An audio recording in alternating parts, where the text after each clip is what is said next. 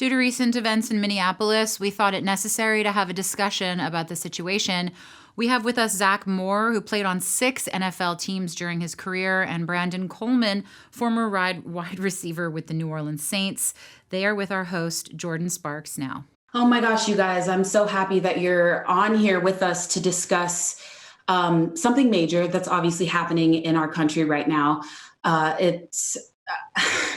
I don't even know how to even dive into this conversation because it's so much bigger than just a 15-minute conversation.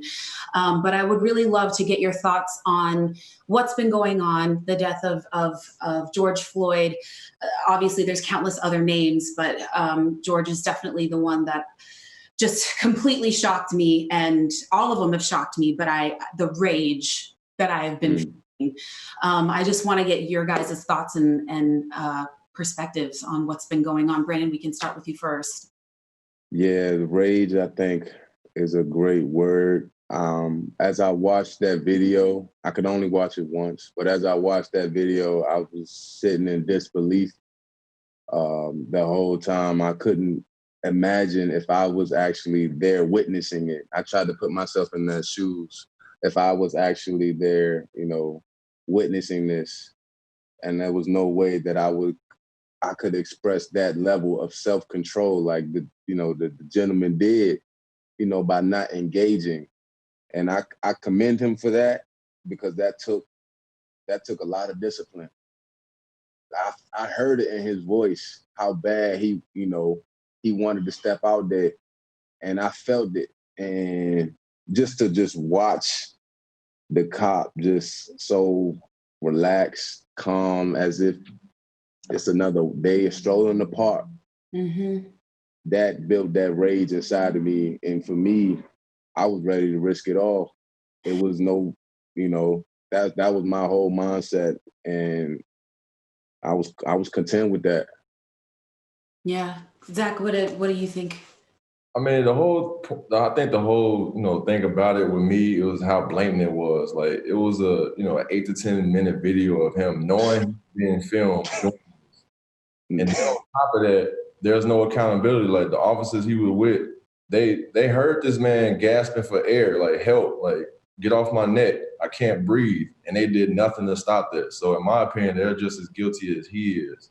Yeah. 100%. He showed no respect to me. He showed no respect for human life. The people that he's sworn to, serve and protect in the community, he showed no regards for that.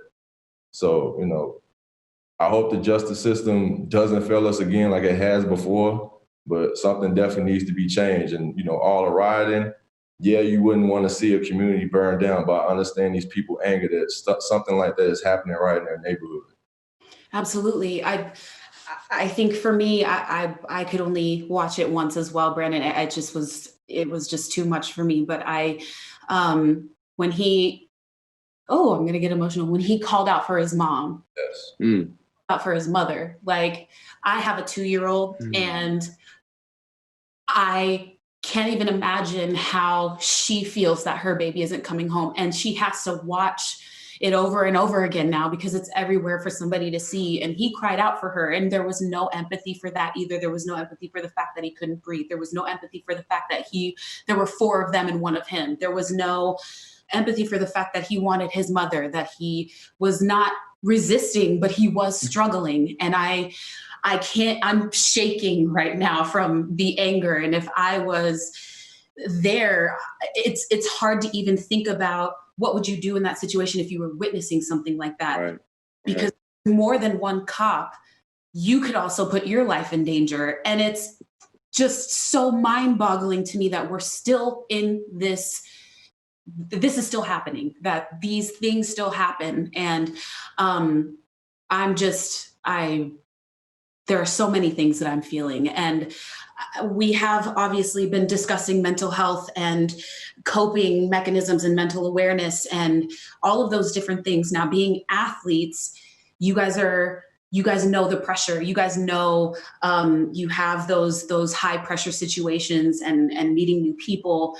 And as brothers and as men in the African American community, you guys have to deal with certain things growing up that a lot of other people don't have to deal with. And I want to know from you guys how you dealt with growing up in an African American community and the stigma of mental illness or trying to express yourself or your feelings. And also, actually, let's start with that because I know that we'll go into that, but that I have. But Zach, for you, what was it like? Oh, well, I grew up in Southside Chicago, so as many people know, that's a notorious rough neighborhood. Yeah. But even to that fact, growing up, like my childhood wasn't as dangerous because it wasn't like now. Like social media is pretty much taken over. Everybody can dictate a certain narrative or show certain parts, edit videos, and all of that. But back when I was growing up, it wasn't too bad. Now you still had mental anxiety from seeing all the gangs and killings and shootings and stuff, but I would say, in order to deal with that as a kid, I used to draw a lot. Like you have to take your place, out of what stresses you out. You have to find a hobby or something that you love to do. Mine was drawing as a kid. I watched a lot of cartoons. So, and even to this day, I still have hobbies that I have and do that takes my mind off, things that stress me out. So I think that would be one of the key things that people should have when they're dealing with mental issues. Sure. Brandon? Yeah, for me growing up right outside of the Washington, D.C. area, Prince George's County, I grew up, my experience wasn't, I didn't really have a whole lot of trauma experience growing up in my family, my household.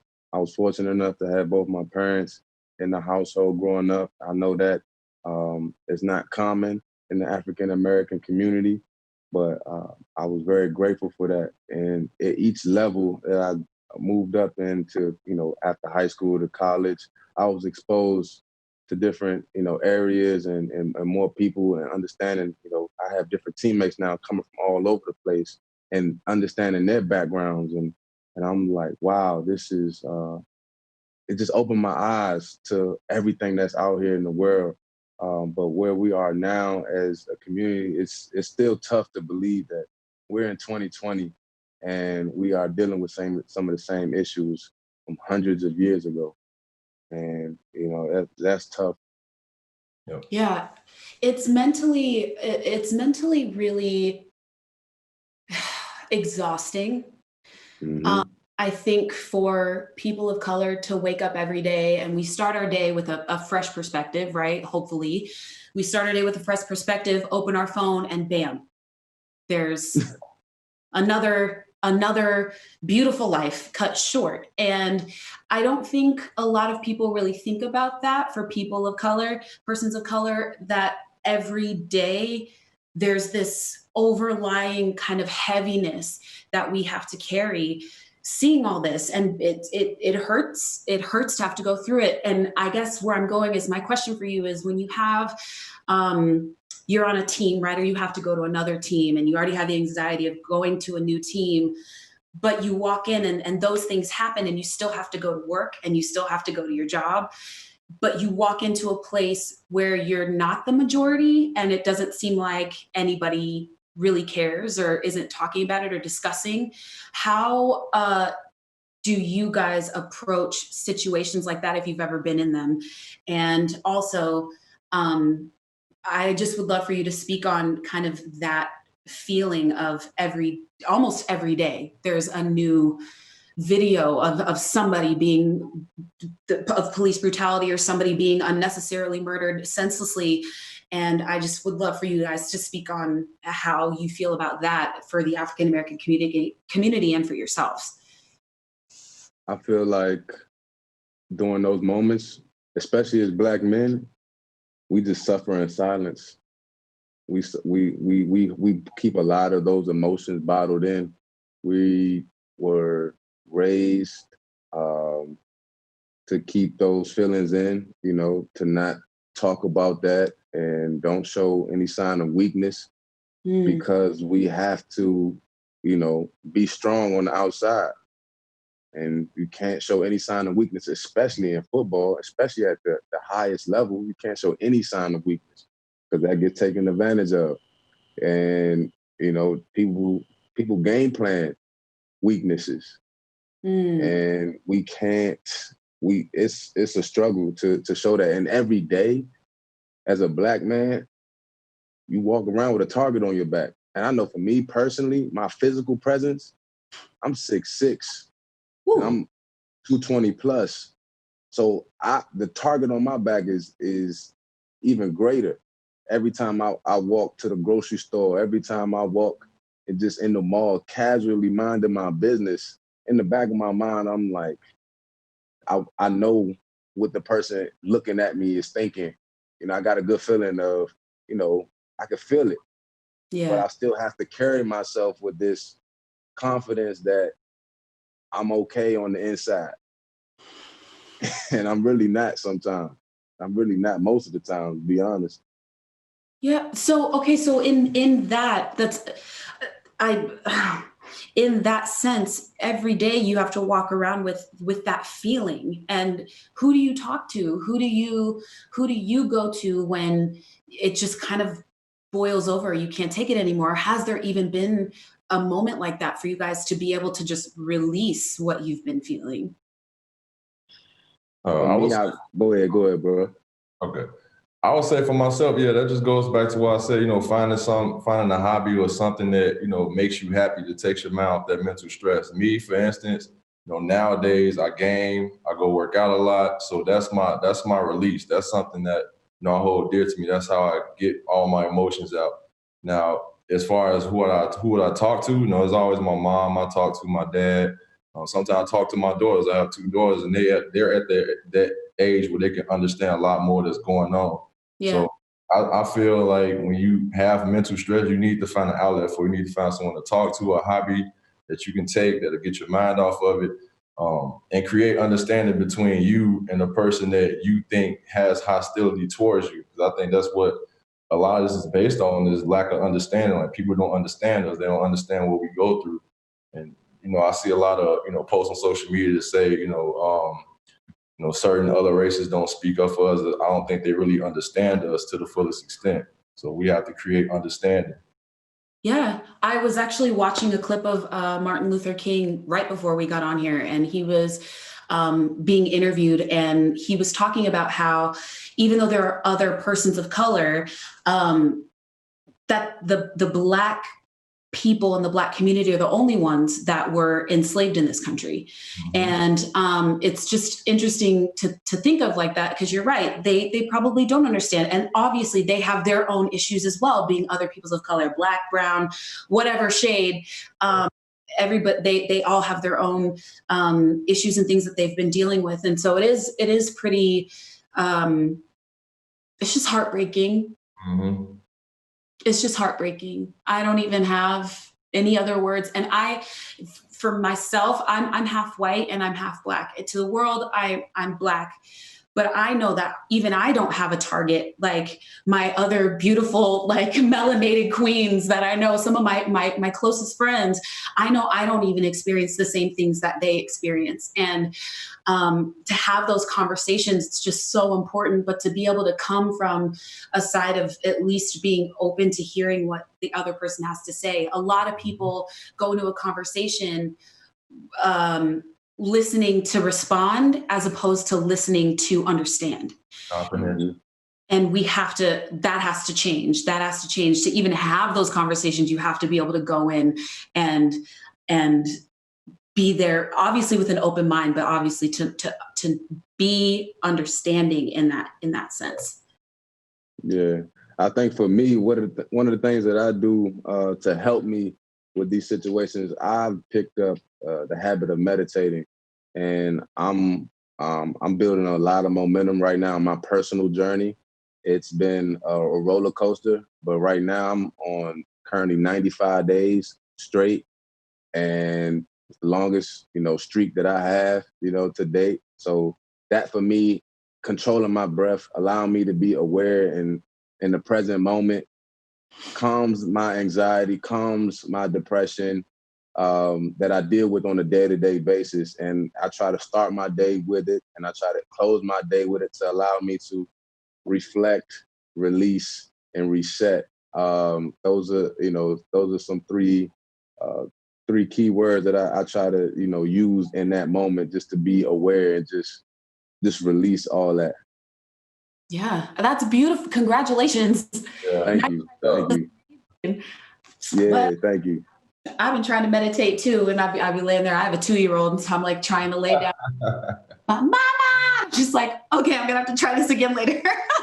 Yeah. That's absolutely incredible. What you said about breathing is so important. So There's power in your breath. Oh, yes, there is so much power in it. As a singer, obviously we learn that our breathing is really important. For just as a human, I was reading this article the other night. I think it was last night actually, but I was reading this article and it was talking about how truly important our breathing really is and how it functions on its own, just like our lungs do. We breathe without even thinking about it, right? And to be able to breathe, one side goes in and it increases cortisol and energy and different things like that. And then the other side calms us down, releases anxiety, helps put our body into a relaxed state. So for our son, I'm getting to a point, I promise, I'm so sorry. But for our son, I've been telling him since he was born to take deep breaths, even when he couldn't comprehend what I was saying. And he fell today while he was running on our walk. And I picked him up and he scraped his face pretty bad. And I was like, baby, you just got to breathe. You just got to breathe. And in a couple seconds, he had calmed down. And it's just really amazing to see what simple breathing can do, especially when all of these things are happening around us and we're constantly bombarded with, body shaming and trolls and police brutality and just craziness currently. And especially during this quarantine time, breathing is so, so important. I would encourage everybody who's watching right now to just take 3 deep breaths in deeply through your nose and then release it through your mouth. Do you want to do that with me right now? Can we just do that so everybody can be relaxed? Okay, ready? Here we go. In through your nose, out through your mouth. In through your nose, out through your mouth. Last one. In through your nose, out through your mouth. I'm definitely less shaky than I was before. It provide mental clarity. You're able to, mentally respond and not emotionally react. Exactly. That's a bar. Yeah. Bars for days. I want to end this. We have just a little bit of time left, but I want to end this on a positive note. There are so many people who are watching right now that, just don't know what's going to be. What's happening? Don't understand it. What are we going to do? What is the new normal? Is there any advice that you would give to people that are watching just daily right now on a daily, what they can do? I know there's meditation and drawing. Yeah.